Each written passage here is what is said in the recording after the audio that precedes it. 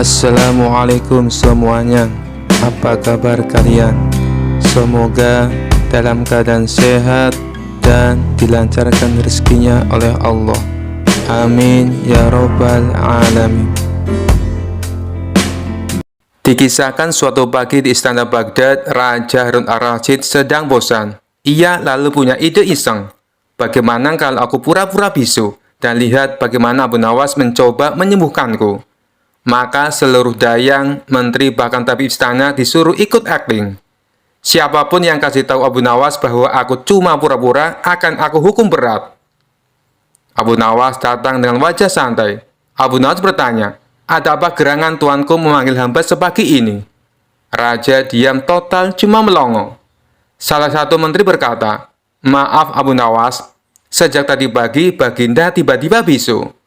Abu Nawas terkejut. Hah? Bisu, tuanku? Mana mungkin? Kemarin beliau masih bisa marah-marah karena gulanya kurang.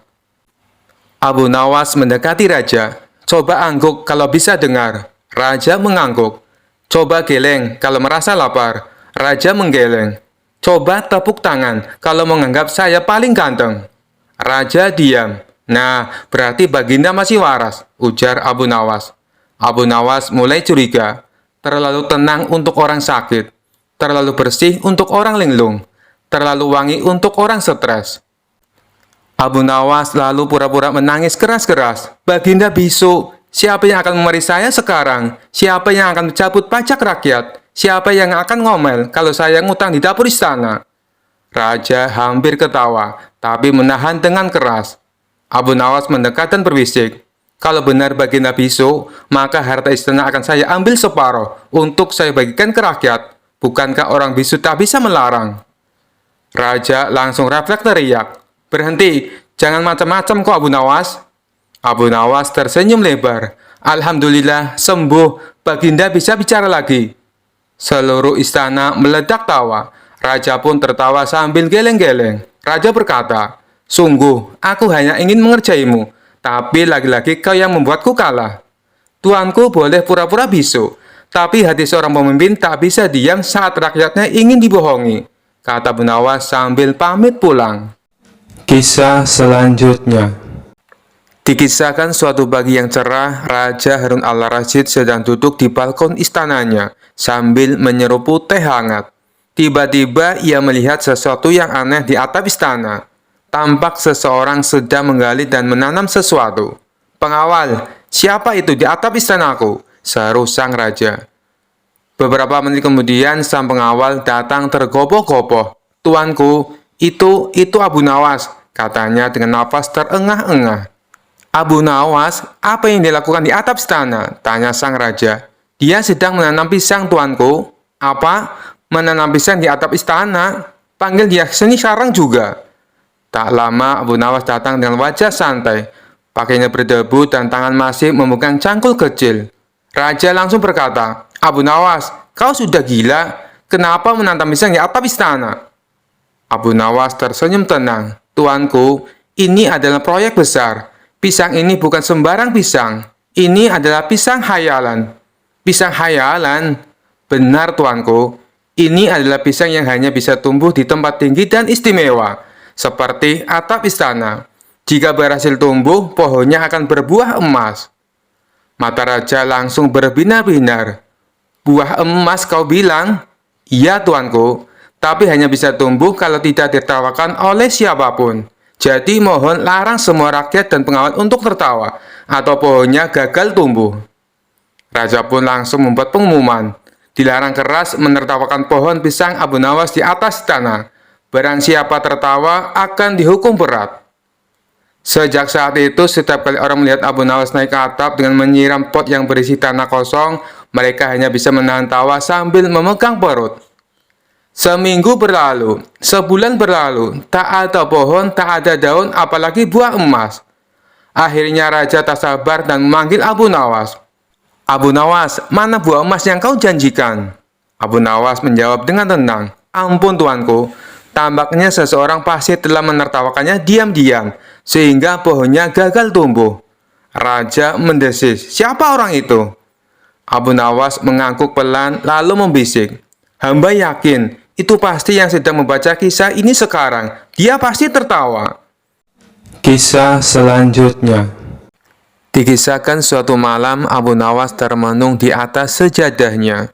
Bukan karena lapar, bukan pula karena hutang, tapi karena hatinya sedang resah.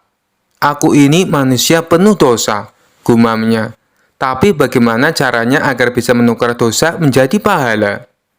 Istrinya yang sedang memasak nasi di dapur mendengar gumaman itu dan berkata dari kejauhan, "Kalau dosa bisa ditukar begitu saja, semua orang pasti antri kaya minta zakat." Abu Nawas tersenyum kecil, lalu berwudu dan melaksanakan sholat malam. Setelah selesai, ia berdoa dengan khusyuk, "Ya Allah, jika Engkau izinkan, aku ingin menukar dosa-dosaku dengan pahala, bukan dengan kemunafikan, tapi dengan kebaikan yang tulus." Malam itu Abu Nawas bermimpi aneh. Ia berada di sebuah ruangan putih bersih. Di depannya ada dua malaikat besar. Malaikat Raqib pencatat amal baik dan malaikat Atid pencatat amal buruk. Mereka tampak sedang kebingungan sambil membuka kitab catatan Abu Nawas. "Ini orang kok catatannya aneh banget," kata malaikat Raqib. "Kadang dia menolong orang tapi sambil nyindir," kata malaikat Atid. "Kadang dia mencela pejabat, tapi untuk membela rakyat," kata malaikat Raqib. Mereka berdebat sengit, lalu menoleh ke arah Abu Nawas. "Wahai manusia, kamu kok susah ditimbang? Dosa dan pahalamu saling meniru." Abu Nawas tertawa kecil dalam mimpi, kemudian menjawab, "Kalau begitu, kenapa tidak ditukar saja? Yang buruk diambil hikmahnya, yang baik disebarkan manfaatnya." Abu Nawas pun mengajukan ide, "Wahai malaikat, bisakah aku tukar dosa-dosaku dengan pahala orang-orang yang sombong karena merasa paling benar?" Malaikat Adi terkejut. "Maksudmu?" "Orang yang amalnya banyak tapi suka pamer, yang sedekahnya suka difoto, sholatnya direkam, hajinya jadi untuk konten. Nah, ambil saja pahala mereka, dan bagi kami yang penuh dosa tapi malu mengakuinya." Malaikat Rocky berkata pelan, "Itu bukan tukar-menukar, itu keadaan Tuhan dalam bentuk tak terlihat." Abu Nawas terbangun dari tidurnya dengan mata berkaca-kaca. Ia lalu berjalan ke masjid, duduk di sudut dan mengawasi orang-orang yang sedang pamer ibadah. Saat seorang saudagar menyumbang masjid sambil berteriak, "Ini dari saya 100 dirham." Abu Nawas tersenyum dan berdoa pelan, "Ya Allah, kalau boleh, tukarkan rianya jadi pahala untuk orang-orang yang diam-diam menolong." Sejak hari itu, Abu Nawas sering berkata kepada para muridnya, "Jika kau merasa amalmu besar, jangan bangga. Bisa jadi itu sedang ditukar untuk orang lain yang lebih butuh surga." Kisah selanjutnya. Dikisahkan pada suatu hari yang panas di Baghdad, Abu Nawas sedang duduk di depan rumahnya sambil menyeruput teh, menikmati hidup seperti biasa. Tiba-tiba datanglah seorang utusan kerajaan yang membawa kabar dari Baginda Raja Harun al-Rasyid. "Wahai Abu Nawas, Raja memanggilmu ke istana sekarang juga." Abu Nawas yang mendengar itu langsung panik. "Ada apa ini? Pasti aku mau dihukum. Tapi aku kan nggak merasa salah apa-apa. Kecuali kemarin aku sembunyi di dapur istana dan makan ayam panggang raja." Dengan wajah pucat, Abu Nawas menjawab, "Sampaikan kepada Baginda, Abu Nawas sedang tidak ada. Dia pergi mencari dirinya yang hilang." Utusan pun bingung, kemudian pergi. Tapi Abu Nawas tahu kalau raja sudah memanggil, mau tidak mau harus datang. Maka ia pun menyusun rencana untuk bersembunyi dari takdir. Abu Nawas pergi ke pasar, menyamar menjadi tukang semir sepatu. Tak lama seseorang lelaki tua datang dan berkata, "Wahai anak muda, bolehkah aku bertanya, mengapa engkau jadi tukang semir? Bukankah engkau Abu Nawas?" Abu Nawas gugup, "Shh, jangan keras-keras, aku sedang menyamar, aku ingin lari dari takdir." Lelaki tua itu tersenyum bijak, "Loh, takdir itu dari Allah, Abu Nawas, kau pikir bisa lari kemana?" "Aku tahu, tapi kalau aku sembunyi di bawah meja, mungkin mereka tak melihatku." Abu Nawas menjawab sambil masuk ke kolong meja tukangnya. Lelaki itu menggelengkan kepala dan berkata, "Kalau begitu, aku doakan, semoga takdir tidak kesandung kaki meja dan menemukanmu di sana." Malam harinya, Abu Nawas tidur di atap rumah orang lain. berharap takdirnya tertinggal di lantai bawah.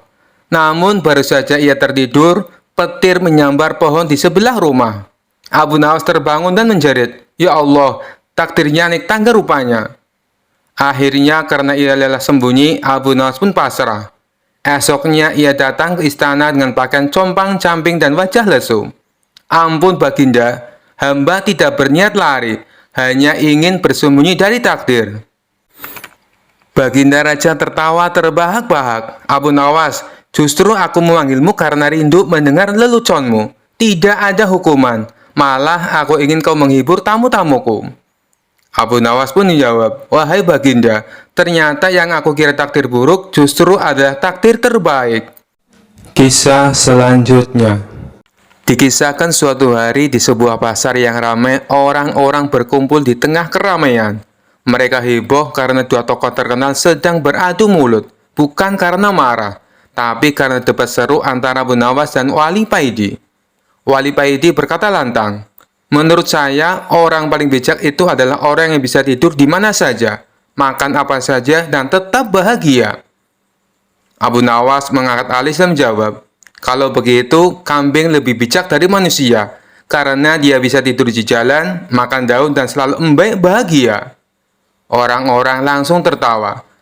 Tapi Wali Baiti tak kalah cerdik. "Lah kamu itu Abu Nawas, pintar sih pintar, tapi mukamu kelihatan kayak orang banyak hutang." Abu Nawas menjawab santai, "Itu karena aku sedang meniru wajah sabar Nabi Ayub. Coba kamu, wajahmu kok seperti orang baru kelar rebutan sandal di masjid." Orang-orang makin ngakak. Kemudian Wali Baiti menguji Abu Nawas, "Kalau kamu benar-benar cerdas, jawab ini. Mana yang lebih berat, 1 kilogram kapas atau 1 kilogram besi?"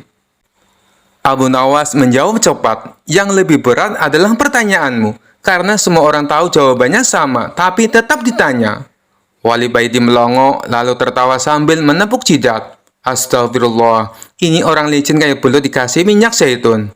Kemudian Abu Nawas balik bertanya, "Sekarang aku tanya, mana yang lebih besar, orang yang banyak ilmunya atau orang yang banyak hutangnya?"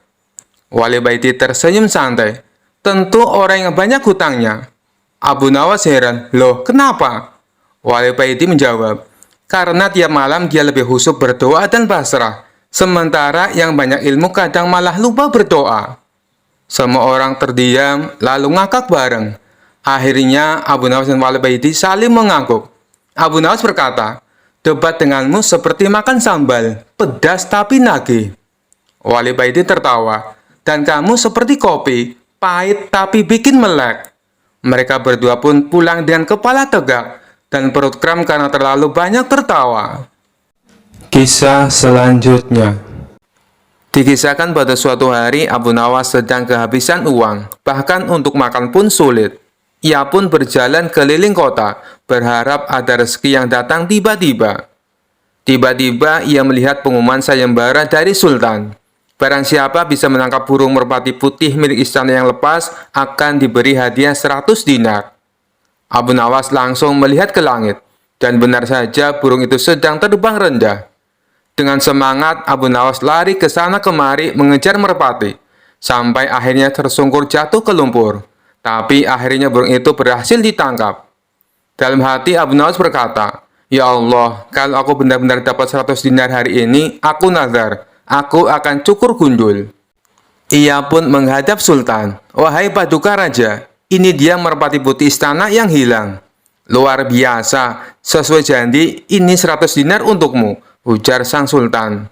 Abu Nawas sangat bahagia, tapi begitu keluar dari istana, ia duduk termenung di pinggir jalan. "Waduh, aku tadi sudah nadar mau cukur gundul, tapi uang baru dapat, sayang buat bayar tukang cukur." Tiba-tiba ia melihat tukang cukur keliling lewat. "Cukur, cukur, cuma 1 dinar." Abu Nawas berpikir cepat, ia pun panggil si tukang cukur, tapi dengan syarat aneh. "Saya mau cukur gundul, tapi kamu harus cukur waktu saya tidur, biar nggak terasa." Tukang cukur terkejut, "Hah? Ya sudah, kalau bayar 2 dinar, saya cukur sambil kamu tidur." Abu Nawas setuju. Ia berbaring dan tidur pulas di bawah pohon. Beberapa menit kemudian, saat tukang cukur selesai mencukur, tiba-tiba Abu Nawas terbangun dan menjerit, "Siapa ini? Mau dicuri rambut saya? Maling!" Orang-orang berdatangan. Tukang cukur panik. Tukang cukur berkata, "Tadi katanya mau cukur pas tidur. Bayar 2 dinar." Abu Nawas tersenyum. "Maaf, saya nggak ingat. Tadi saya tidur." Akhirnya tukang cukur pergi kesal. Abu Nawas berdiri, menyisir kepalanya yang tinggal bulat licin. "Alhamdulillah, nazarku terlaksana. Cukur gundul gratis. Dan masih ada 100 dinar di kantong." Kisah selanjutnya. Suatu hari, Khalifah Harun al-Rasyid ingin menguji kecerdikan Abu Nawas. Khalifah Harun al-Rasyid mengundang Abu Nawas ke istana dan memberikan kepadanya sebuah tantangan. "Abu Nawas, aku ingin kamu membawa sesuatu yang bisa membuat aku senang saat aku sedih, dan membuat aku sedih saat aku senang." Abu Nawas menanggapi tantangan ini dengan tenang. Dia berpikir sejenak, lalu pergi dari istana untuk mempersiapkan jawabannya. Keesokan harinya, Abu Nawas kembali ke istana dengan membawa sebuah bingkai cermin kecil. Khalifah Harun al-Rasyid bingung melihat benda yang dibawa oleh Abu Nawas. "Apa ini, Abu Nawas?" tanya Baginda Raja. "Inilah jawabannya, tuanku," jawab Abu Nawas sambil menyerahkan cermin kecil itu kepada Khalifah Harun al-Rasyid. Khalifah Harun al-Rasyid mengambil cermin itu dan melihat wajahnya sendiri di dalamnya. Abu Nawas lalu menjelaskan, "Ketika tuanku merasa sedih, lihatlah ke dalam cermin ini, dan tuanku akan melihat betapa berharganya diri tuanku, yang akan membuat tuanku merasa senang," kata Abu Nawas. "Namun ketika tuanku merasa senang, lihatlah lagi ke dalam cermin ini, dan tuanku akan disadarkan bahwa tak peduli seberapa bahagia tuanku, akhirnya tuanku tetap manusia biasa," kata Abu Nawas lagi. Khalifah Harun al-Rasyid sangat terkesan dengan kecerdikan Abu Nawas. Dia menyadari bahwa Abu Nawas telah berhasil memenuhi tantangannya dengan cara yang sangat cerdas dan unik. Khalifah Harun al-Rasyid lalu memberikan hadiah kepada Abu Nawas sebagai tanda penghargaan atas kecerdikan dan kearifannya. Kisah selanjutnya. Rumah Abu Nawas konon pernah didatangi Abu Jahil yang terkenal pelit. Ia lalu menjelaskan tujuan kedatangannya. Dia ingin meminjam uang 100 dinar. Tentu saja Abu Nawas terkejut mendengarnya. "Dari mana saya mendapatkan uang sebanyak itu?" kata Abu Nawas. "Tolonglah Abu Nawas, aku yakin kamu pasti ada. Pinjami aku selama sebulan," pinta Abu Jahil merengek. Awalnya Abu Nawas tidak mau mengabulkan permintaan Abu Jahil. Namun karena terus-menerus didesak, Abu Nawas tidak bisa menolak. "Tapi kamu janji ya, hanya sebulan," kata Abu Nawas mengingatkan. "Ya, saya berjanji Abu Nawas, bulan depan kebun saya panen. Saya pasti akan mengembalikan uang pinjaman saya," jawab Abu Jahil. Singkat cerita, setelah 1 bulan, Abu Jahil tidak pernah mengembalikan uang tersebut. Padahal saat itu kebun Abu Jahil sudah panen, dan hasil panennya melimpah ruah. Payah Abu Jahil, dia tidak menepati janjinya, batin Abu Nawas. Karena membutuhkan uang, Abu Nawas terpaksa pergi ke rumah Abu Jahil untuk menagih hutangnya. "Bagaimana dengan janjimu, Abu Jahil? Katanya kamu akan mengembalikan uang itu dalam waktu sebulan," kata Abu Nawas. Abu Jahil menjawab bahwa dia tidak bisa membayar hutangnya. Ia beralasan bahwa uang hasil kebunnya digunakan untuk mengobati saudaranya yang sedang sakit. "Jangan khawatir Abu Nawas, saya pasti akan membayar bulan depan," kata Abu Jahil. Mendengar jawaban Abu Jahil, Abu Nawas sangat kecewa. Akhirnya, dia pulang tanpa membawa uang sepeser pun. Beberapa hari kemudian, Abu Nawas mendengar kabar bahwa Abu Jahil sering mengundang teman-temannya untuk berpesta di rumahnya. Mendengar hal tersebut, Abu Nawas menjadi emosi. Kurang ajar, katanya dia kekurangan uang, tetapi dia malah sering mengadakan pesta, gerutu Abu Nawas. Abu Jahil pasti tidak akan membayar hutangnya, karena 1000 alasan. Akhirnya Abu Nawas mendapat ide untuk mengerjai Abu Jahil. Keesokan harinya, Abu Nawas pergi ke desa seberang untuk menemui sahabatnya. Dia mulai menyusun strategi dan meminta bantuan seorang teman. Setelah strateginya matang, Abu Nawas segera mendatangi rumah Abu Jahil. "Mengapa kamu ke sini, Abu Nawas? Aku kan sudah bilang, jika mengembalikan uangnya itu bulan depan," kata Abu Jahil. "Jangan salah paham, Abu Jahil. Aku ke sini bukan untuk menagih hutang. Aku ingin mengajakmu bertemu orang pintar," jawab Abu Nawas. "Memangnya ada perlu apa?" tanya Abu Jahil penasaran. "Ini Abu Jahil, di desa seberang katanya ada dukun pesugihan yang bisa membuat kita kaya. Aku ingin mencobanya ke sana," jawab Abu Nawas. "Benarkah? Baiklah Abu Nawas, aku ikut. Aku juga ingin kaya," kata Abu Jahil kegirangan mendengar adanya tawaran dukun pesugihan itu. Singkat cerita, Abu Nawas dan Abu Jahil tiba di rumah dukun pesugihan tersebut. Setelah memanggil keduanya, dukun itu bertanya, "Apa yang kamu lakukan di sini?" Abu Nawas kemudian mengutarakan keinginannya agar ia ingin kaya tanpa bekerja. "Ah, itu mudah, tapi ada syaratnya," kata sang dukun. "Apa syaratnya?" tanya Abu Nawas.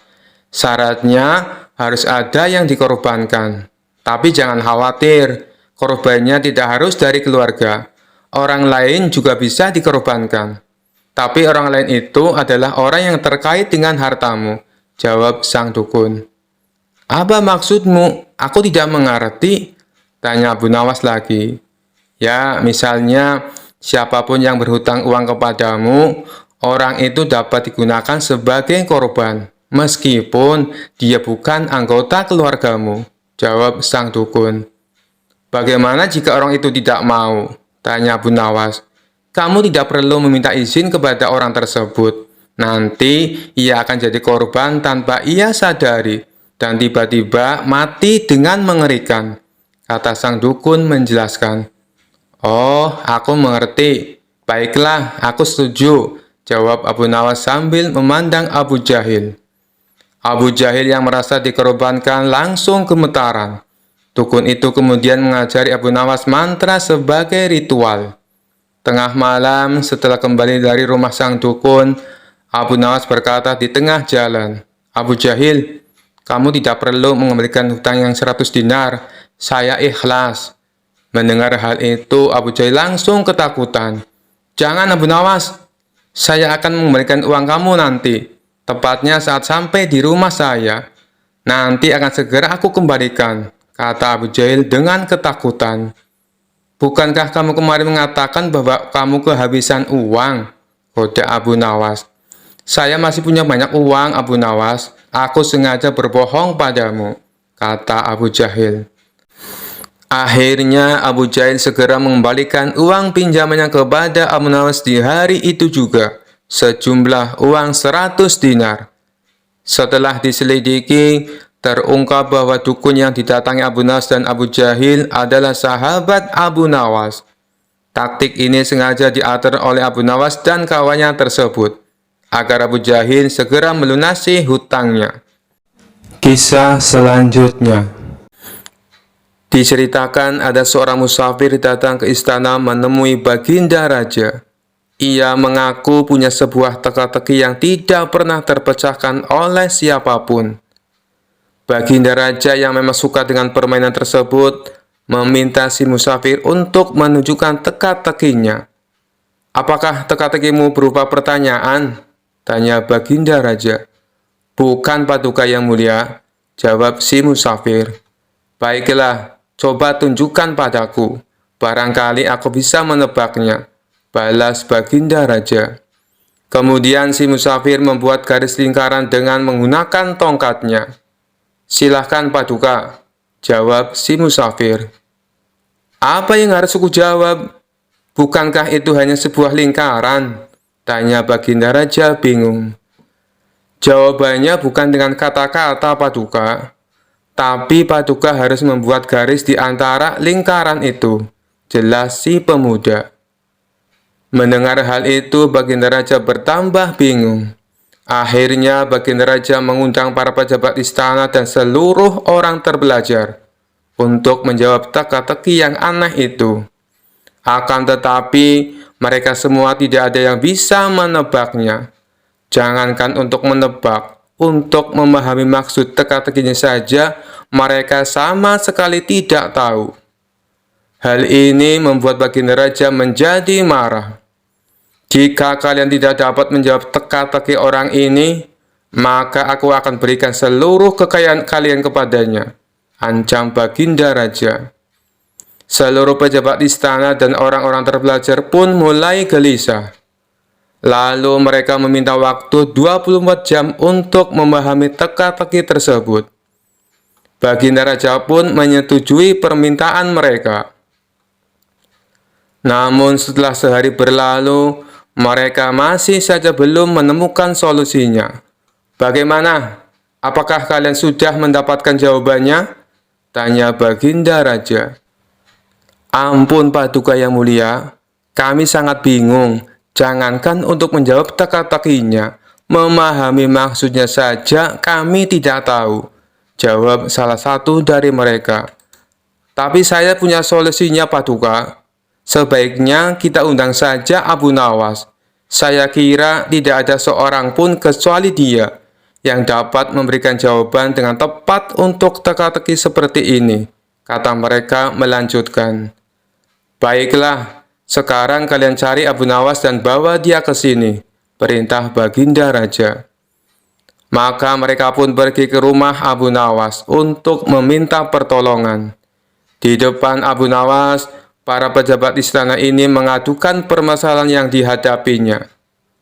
Tolonglah kami Abu Nawas, kalau sampai teka-teki ini tidak terjawab, seluruh harta kekayaan kami akan diberikan kepada orang musafir itu, pinta mereka. Kalau aku bisa menjawabnya, apa yang akan aku dapatkan? Tanya Abu Nawas. Kami akan memberikanmu keledai yang bagus. Nanti kami akan mengajakmu ke pasar hewan. Kamu boleh pilih keledai mana yang kamu sukai, jawab mereka. Mengetahui hadiah yang akan didapatkan, Abu Nawas seketika menjadi semangat. Ayo, kita ke istana sekarang, ajak Abu Nawas. Mereka pun lalu berangkat bersama-sama. Sesampainya di sana, Abu Nawas langsung menghampiri si musafir. Tunjukkan padaku teka-tekimu, aku siap menjawabnya, pinta Abu Nawas. Orang musafir itu segera membuat garis lingkaran dengan tongkatnya, kemudian menatap Abu Nawas. Tanpa ragu-ragu, Abu Nawas menarik sebuah garis di tengah-tengah lingkaran dan membelahnya menjadi dua. Lalu si musafir membuat garis lingkaran lainnya. Kali ini, Abu Nawas menjawabnya dengan membuat garis dan membelahnya menjadi 4 bagian sama rata. Kemudian Abu Nawas berkata kepada si musafir sambil menunjukkan satu bagian. Satu bagian ini adalah tanah, dan 3 bagian lainnya adalah air.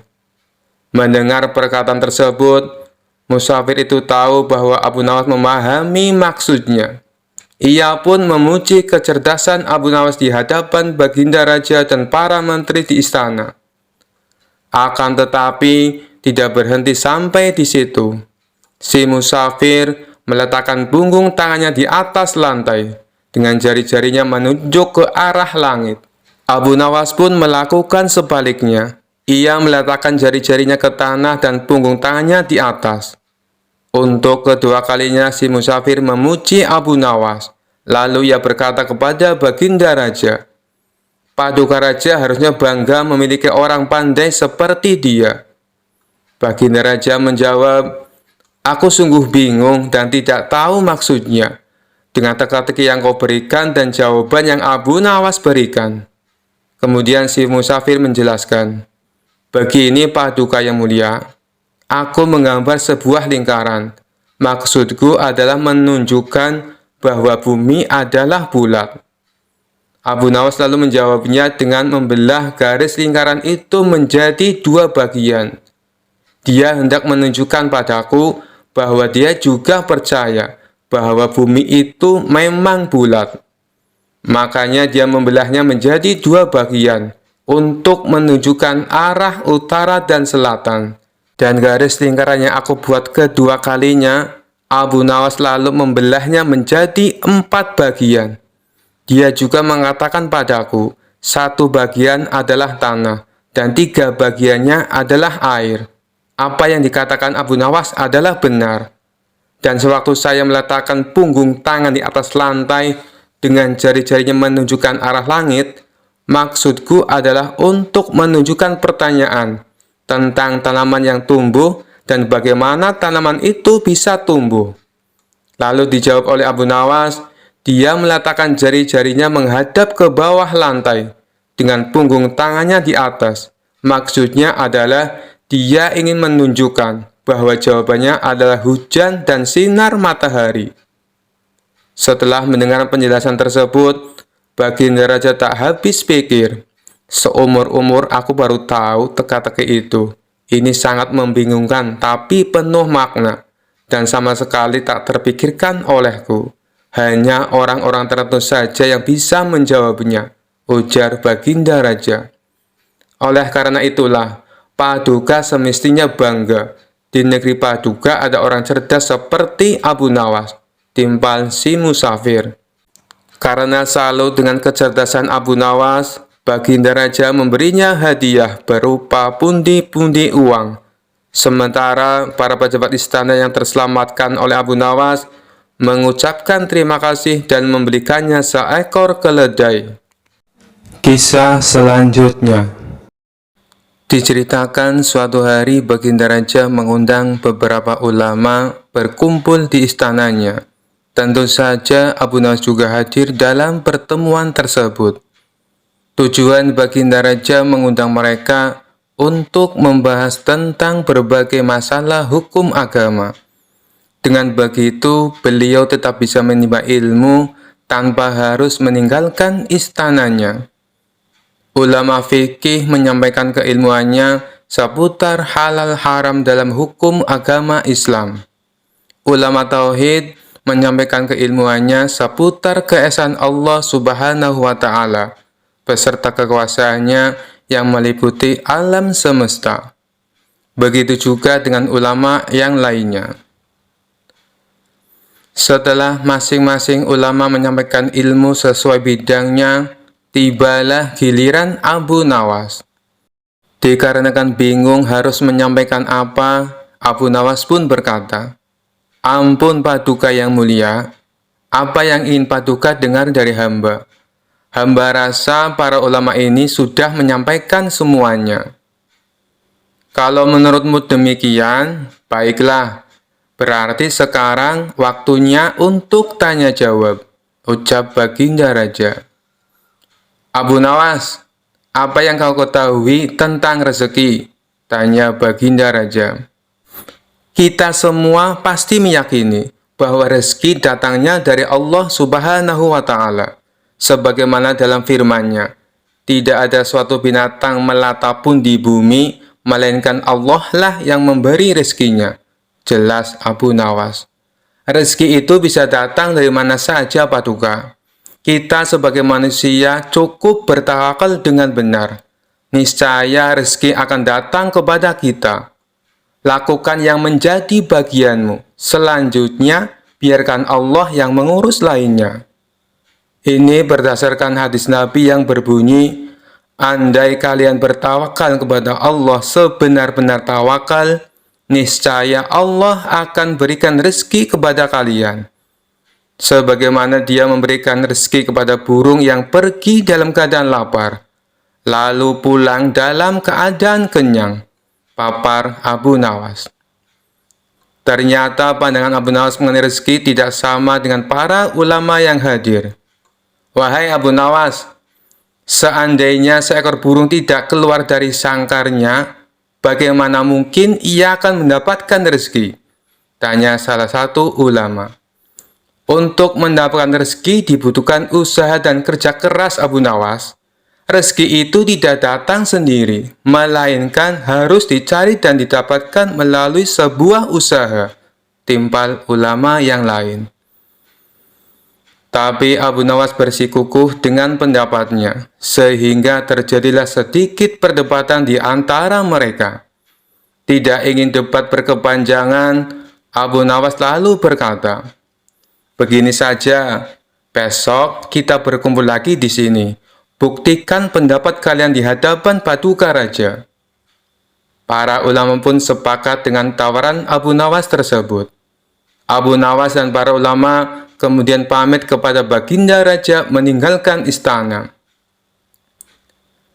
Setelah berpamitan kepada Baginda Raja, Abu Nawas pun segera pulang ke rumahnya, sebab ia harus mengajar murid-muridnya. Sementara para ulama tersebut sibuk mencari cara untuk membuktikan pendapat mereka. Sampai pada akhirnya, saat berjalan pulang menyusuri sebuah desa, para ulama melihat penduduk setempat sedang panen buah kurma. Kemudian, terbesitlah niatan untuk membantu warga. Setelah selesai dengan pekerjaannya, para ulama ini mendapat imbalan beberapa ikat buah kurma dari warga setempat. Mereka senang bukan main. Para ulama itu senang bukan karena mendapatkan kurma, tetapi memiliki alasan untuk menyampaikan kepada Abu Nawas dan Baginda Raja bahwa pendapat mereka soal rezeki adalah benar. Kita mendapatkan buah kurma karena berusaha dan bekerja. Sedangkan Abu Nawas hanya diam di rumah. Mana mungkin dia mendapatkan kurma? Ini menunjukkan bahwa rezeki bisa didapat bila mencarinya dan bekerja. Jadi pendapat kita sudah benar. Besok kita bawa ini sebagai buktinya. Kita tunjukkan kepada Abu Nawas dan Baginda Raja, kata salah satu ulama kepada kawannya. Maka pada keesokan harinya, para ulama ini datang ke istana. Sesampainya di sana, ternyata sudah ada Abu Nawas duduk di hadapan Baginda Raja. Melihat para ulama sudah datang, Baginda Raja segera menyambutnya. "Kemarilah, silakan duduk tuan-tuan," sambut Baginda Raja. Mereka lalu duduk bersebelahan dengan Abu Nawas. Salah satu ulama kemudian berkata, "Ampun Paduka yang mulia, sesuai dengan janji kami membawakan bukti atas pendapat kami. Kami rasa pendapat Abu Nawas kurang tepat. Justru pendapat kamilah yang lebih tepat." Mendengar hal itu, Baginda Raja pun bertanya, "Bukti apa yang kalian bawa?" Para ulama ini segera menunjukkan beberapa ikat buah kurma, lalu meletakkannya di hadapan Abu Nawas dan Baginda Raja. "Buah kurma ini kami dapat karena kemarin kami bekerja membantu warga panen kurma. Jadi, mengenai pendapat Abu Nawas yang mengatakan seseorang cukup bertawakal dengan benar, nanti rezeki akan datang sendiri, kami rasa pendapat tersebut kurang tepat Paduka. Pendapat kamilah yang lebih tepat, karena rezeki itu harus dicari. Seandainya kami tidak bekerja membantu warga, kurma ini tentu tidak akan sampai di tangan kami. Sedangkan Abu Nawas kemarin hanya berdiam diri di rumah. Apakah Abu Nawas mendapat kurma seperti kami? Tentu saja tidak Paduka, karena kemarin Abu Nawas tidak bekerja," kata ulama menjelaskan. "Yang kalian katakan itu benar sekali. Aku sependapat dengan kalian," sahut Baginda Raja. "Bagaimana denganmu Abu Nawas? Apakah kamu masih membantahnya?" tanya Baginda Raja. Mendengar hal itu, Abu Nawas hanya tersenyum seraya mengambil kurma dan mencicipinya. Kemudian ia berkata, "Kemarin aku memang hanya di rumah seharian. karena aku harus mengerjakan tugasku sebagai guru, yaitu mengajar murid-muridku. Hari ini, saat kalian bercerita tentang kurma, tiba-tiba saya jadi kepengin. Alhamdulillah, kalian datang bukan hanya membawa ceritanya, tapi juga buah kurmanya untukku. Bukankah ini juga bagian dari rezeki yang datang tanpa sebab? Seperti yang hamba ucapkan dulu Paduka, cukup dengan tawakal yang benar kepada Allah. Niscaya Allah akan berikan rezeki. Lakukan yang menjadi tugasmu. Selanjutnya, biarkan Allah yang mengurus lainnya. Hamba melakukan tugas sebagai guru. Lalu Allah mengirim kalian membawakan kurma untukku. Ucap Abu Nawas tidak mau kalah. Mendengar penjelasan Abu Nawas, para ulama pun langsung tertawa satu sama lain. Kamu memang cerdik Abu Nawas, puji Baginda Raja. Sementara para ulama ini meskipun berbeda pendapat, tidak saling menyalahkan dan membenarkan pendapatnya sendiri. Begitulah indahnya Islam, apabila saling menghormati perbedaan pendapat. Kisah selanjutnya. Suatu hari Abu Nawas akan melakukan perjalanan yang kebetulan harus melewati perbukitan kecil. Daerah tersebut merupakan tempat tinggal jin raksasa jahat. Salah seorang warga setempat melarang niat Abu Nawas ini. Tuan, lebih baik urungkan niat Anda. Carilah jalan yang lain saja, ujar warga tersebut. Memangnya kenapa? Tanya Abu Nawas penasaran. Perbukitan itu sangat angker, ada jin raksasa yang jahat. Dia tidak segan-segan membunuh siapa saja yang berani ke sana, jawab warga tersebut. Setelah mendengar penuturan warga itu, Abu Nawas sejenak termenung. Tapi ini adalah jalan satu-satunya, tidak ada jalan yang lain lagi, pikirnya. Setelah berpikir matang-matang dengan segenap keberanian, akhirnya Abu Nawas nekat melewati perbukitan kecil tersebut. Benar saja, baru beberapa langkah menginjakkan kaki di sana, tiba-tiba muncul sosok makhluk raksasa yang tidak lain adalah jin jahat. Hai manusia, lancang sekali kau kemari. Kamu mau cari mati?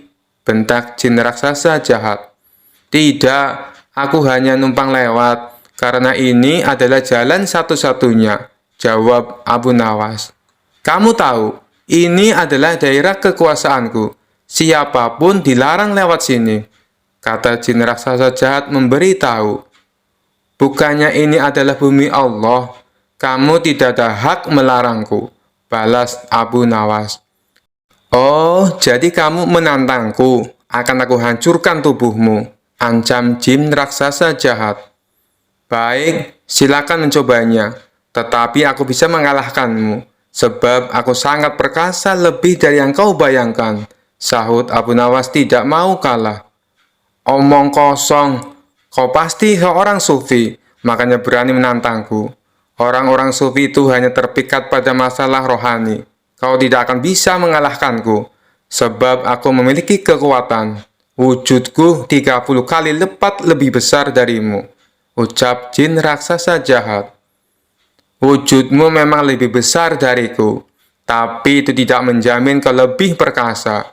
Kalau kau menginginkan uji kekuatan, ambil batu ini dan peraslah air darinya, balas Abu Nawas. Abu Nawas lalu memungut sebutir batu kecil dan diberikannya kepada jin raksasa yang jahat itu. Seketika batu kecil hancur lebur dalam genggamannya, akan tetapi tidak setetes pun air yang keluar. Jin raksasa jahat tersebut coba mengulanginya beberapa kali dengan batu yang lain, tapi usahanya sia-sia. Akhirnya jin raksasa jahat itu pun menyerah. Ini mustahil, tidak mungkin ada air di dalam batu. Coba kau tunjukkan kalau batu memang ada airnya, kata jin raksasa penasaran. Dalam keremang-remangan, Abu Nawas mengambil sebuah batu kecil yang lapuk. Bersamaan dengan itu, tanpa sepengetahuan jin raksasa, Abu Nawas juga mengambil sebutir telur dari kantung bajunya. Lantas merupakan batu kecil menggunakan genggaman tangannya. Seketika cairan telur langsung menetes keluar.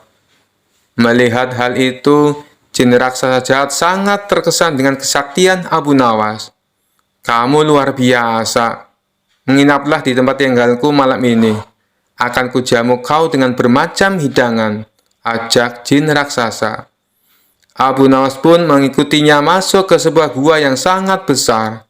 Sesampainya di dalam sana, ia melihat banyak sekali harta dan perhiasan. "Dari mana semua harta ini?" tanya Abu Nawas. Jin raksasa jahat memberitahu semua harta dan perhiasan tersebut adalah milik para kabilah yang tersesat dan sudah dibunuh.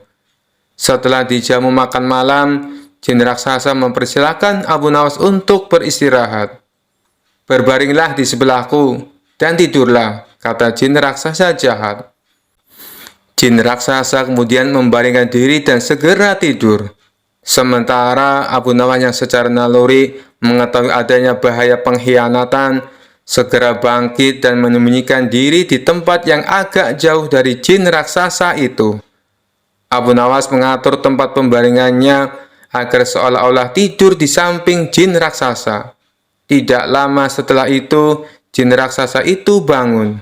Dia mengambil sebuah batang pohon, lalu menghajar Abu Nawas dengan sekuat tenaga, yang dikiranya masih tidur di sebelahnya. Jin raksasa jahat memukul bertubi-tubi sebanyak 7 kali, kemudian kembali berbaring dan tertidur. Setelah jin raksasa benar-benar tidur, barulah Abu Nawas membaringkan tubuhnya tepat di sebelah jin raksasa. Saat hari sudah menjelang pagi, keduanya pun terbangun. Betapa kagetnya jin raksasa melihat Abu Nawas masih hidup, bahkan tidak ada luka sedikit pun. "Guamu nyaman sekali untuk istirahat, tapi sayang, tadi malam aku agak terganggu, sebab aku sempat merasa ada nyamuk menggigitku sampai 7 kali, ucap Abu Nawas. Tentu saja hal itu sangat mengejutkan jin raksasa, hingga tidak berani lagi menyerang Abu Nawas. Bagaimanapun, kalau seorang telah dipukul sebanyak 7 kali dengan batang pohon oleh jin raksasa, pasti akan mati. Apalagi memukulnya menggunakan tenaga sekuat-kuatnya. Akhirnya, jin raksasa jahat tersebut memerintahkan Abu Nawas untuk melanjutkan perjalanannya. Berkat kecerdikannya, Abu Nawas pun selamat dari pembunuhan. Kisah selanjutnya. Dikisahkan Baginda Raja baru saja melantik hakim baru istana. Hakim tersebut terkenal jujur dan baik hati. Baginda Raja menyukai hakim baru itu karena gemar berburu di hutan seperti dirinya. Di sela-sela waktu santai, Baginda Raja memanggil hakim baru tersebut untuk menghadapnya. "Bagaimana pekerjaanmu? Apakah ada kasus yang sulit diselesaikan?" tanya Baginda Raja. "Alhamdulillah, Paduka, semua pekerjaan masih bisa hamba atasi," jawab hakim tersebut. "Bagus, awas, jangan main-main dengan jabatanmu. Kalau kamu sampai ketahuan menerima sogokan, aku bukan hanya akan memecatmu, tapi juga akan menghukummu," ancam Baginda Raja. "Jangan khawatir, Paduka. Hamba ini bukan tipe orang yang suka disogok. Hamba justru sangat membenci perbuatan itu. Hamba ini sudah kaya, Paduka. Buat apa menerima sogokan? Bukankah Paduka tahu sendiri, gaji sebagai hakim sepenuhnya hamba sumbangkan untuk fakir miskin," ujar hakim baru itu. "Baiklah, aku percaya. Oh iya, aku dengar kau gemar berburu di hutan. Bagaimana kalau besok kita berburu bersama-sama?" ajak Baginda Raja. "Dengan senang hati, wahai Paduka yang mulia. Hamba terima ajakan Paduka," balas hakim baru. "Baiklah, besok kita berangkat. Tapi aku akan mengajak serta Abu Nawas," timpal Baginda Raja. Abu Nawas yang saat itu sedang cekcok dengan istrinya langsung menerima ajakan Baginda Raja. Dengan begitu, ia bisa menghindari kemarahan sang istri. Singkat cerita, Abu Nawas, hakim baru tersebut, dan Baginda Raja pergi meninggalkan istana. Ketiganya memulai perjalanan menuju hutan. "Abu Nawas, apa kamu punya saran? Hutan mana yang akan kita tuju? Tanya Baginda Raja. Ada Paduka, hutan di seberang lautan. Di sana banyak hewan kijang. Tapi hutan tersebut terkenal angker, Paduka, jawab Abu Nawas. Sama setan saja, masa takut? Ayo kita ke sana, balas Baginda Raja. Ketiganya lalu menuju hutan yang terkenal angker. Saat akan memasuki hutan tersebut, Abu Nawas mulai merasakan hal mistis. Paduka, apa Paduka yakin akan masuk ke dalamnya? Tanya Abu Nawas. Tidak berapa lama, tampak seekor kijang muncul di hadapan mereka.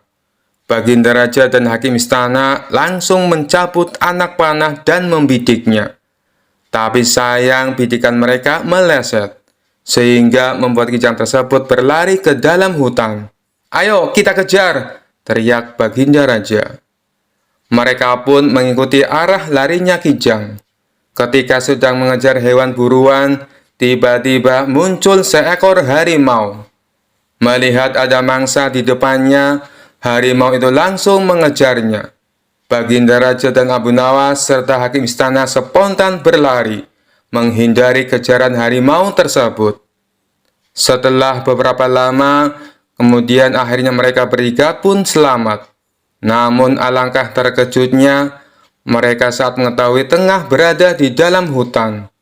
Pasalnya mereka bertiga tersesat di tengah hutan yang angker. Mereka tidak tahu harus meminta bantuan kepada siapa. Di tengah situasi yang mencekam itu, tiba-tiba muncul kakek tua misterius yang berpakaian serba putih. Kakek tua itu menanyakan perihal kedatangan mereka ke hutan tersebut. Kenapa kalian sampai ke tempat ini? Tahukah kalian kalau tempat ini sangat berbahaya? Tanya kakek tua tersebut. Kami tersesat, kek. Apakah kakek bisa membantu kami? Kata Baginda Raja. Aku bisa membantu kalian, tapi masing-masing dari kalian hanya dibatasi satu permintaan, balas kakek tua. Kemudian Baginda Raja mengungkapkan keinginannya. Begini, kek. Aku ingin pulang ke istana. Aku ini adalah raja. Aku tidak ingin kehilangan istanaku, pinta Baginda Raja. Baiklah, keinginanmu aku kabulkan, jawab kakek tua. Seketika Baginda Raja langsung menghilang, dan dalam sekejap ia sudah berada di istananya, duduk di sanggasana bersama sang permaisuri. Syukurlah, akhirnya aku bisa kembali berada di sini, ucap Baginda Raja. Sekarang giliranmu, apa permintaanmu? Tanya kakek tua kepada Hakim Istana. Aku adalah Hakim Istana yang kaya raya. Aku ingin pulang ke rumahku yang megah. Aku tak mau kehilangan harta kekayaan. Aku ingin secepatnya berkumpul dengan istri dan anak-anakku, pinta hakim baru tersebut. Baiklah, keinginanmu aku kabulkan, jawab si kakek tua. Seketika Hakim Istana langsung menghilang dan berada di rumah megahnya, berkumpul dengan istri dan anak-anaknya. Kini tinggallah Abu Nawas seorang diri di dalam hutan. Sekarang giliranmu, apa permintaanmu? Tanya kakek tua kepada Abu Nawas. Aku ini orang miskin, kek. Rumahku kecil dan tidak ada harta yang berharga di rumah. Aku juga sedang cekcok dengan istri. Aku tidak tahan dengan omelannya. Hal inilah yang membuatku tidak betah di rumah. Jadi aku meminta supaya Baginda Raja dan Hakim Istana dikembalikan ke sini untuk menemaniku, pinta Abu Nawas. Seketika permintaan Abu Nawas terkabul. Baginda Raja dan Hakim Istana tiba-tiba kembali berada di sampingnya. Hakim Istana dan Baginda Raja terkejut dengan kejadian ini. Kenapa kami kembali berada di sini? Tanya Baginda Raja dan Hakim Istana. Itu atas permintaan kawanmu. Katanya dia sedang tidak betah di rumah. Dia ingin kalian berdua menemaninya di sini, jawab kakek tua itu. Abu Nawas, kamu kurang ajar, teriak Hakim Istana dan Baginda Raja. Sementara si kakek tua misterius itu langsung menghilang dari hadapan mereka. Kisah selanjutnya. Dikisahkan Abu Nawas kerap kali mendapat hadiah berupa pundi-pundi uang yang banyak dari baginda raja, karena selalu berhasil memecahkan kasus-kasus yang rumit. Rupanya hal ini mengundang rasa iri dengki oleh sebagian hakim istana yang berjumlah 5 orang. Mereka beralasan bahwa menangani kasus sudah jadi pekerjaan para hakim, bukan tugasnya Abu Nawas. Kelima hakim tersebut lalu berkumpul untuk membahas masalah ini. Enak saja Abu Nawas, dia mendapat hadiah yang seharusnya jadi milik kita, kata salah satu dari mereka. Benar, ini tak boleh dibiarkan. Ayo, kita ajukan protes kepada baginda raja, sahut yang lainnya. Maka kelima hakim ini menghadap baginda raja dan menyatakan keberatannya. Mendengar keluhan mereka, baginda raja menanggapinya dengan bijak. Kalian kan sudah mendapat gaji tiap bulannya, sedangkan Abu Nawas tidak mendapatkan. Jadi wajar kalau aku memberinya hadiah. Itu sebagai rasa terima kasih, karena telah membantu menyelesaikan masalah, tutur baginda raja. Tapi itu kan seharusnya sudah menjadi tugas kami. Kenapa Paduka berikan kepada Abu Nawas? Protes salah satu hakim. Saya tahu kalian orang pintar dan berpendidikan, tapi kasus yang aku percayakan pada Abu Nawas butuh kecerdasan dan kebijaksanaan, terang baginda raja. Soal kebijaksanaan, kami juga bisa Paduka yang mulia, ujar mereka. Karena mereka bersikukuh dengan pendiriannya, akhirnya baginda raja membuat sebuah tantangan. Baiklah, akan saya uji kalian dengan kasus yang sederhana. Jika kalian bisa memecahkannya, saya tidak akan lagi meminta bantuan Abu Nawas, kata baginda raja. Kemudian baginda raja perintahkan pelayan untuk membawakan papan tulis. Lalu di papan tulis tersebut baginda raja menggambar garis dengan panjang 100 cm. Sekarang, masing-masing dari kalian maju dan perpendek garis ini, perintah baginda raja. Hakim pertama maju ke depan. Ia menghapus 20 cm dari garis itu, dan kini menjadi 80 cm. Selanjutnya, baginda raja mempersilakan hakim kedua untuk melakukan hal yang sama. Ia pun menghapus garis sepanjang 20 cm, dan garis tersebut kini menjadi 60 cm. Hakim ketiga dan hakim keempat pun maju ke depan. Mereka berdua melakukan hal yang sama, hingga garis itu tinggal 20 cm. Tibalah giliran hakim yang kelima. Ia terlihat kebingungan, tak tahu harus bagaimana. Kemudian baginda raja bertanya, apakah engkau akan melakukan hal yang sama seperti kawanmu? Kalau demikian, garisnya akan hilang. Padahal yang aku minta perpendek garisnya, bukan menghilangkan garisnya. Tapi kalau hanya menghapus 10 cm, berarti kau telah berbuat tidak adil. Karena keempat kawanmu menghapus 20 cm. Lalu, bagaimana caramu memecahkan masalah ini? Kalau engkau kebingungan, silakan kamu tanya pada keempat kawanmu, ujar baginda raja.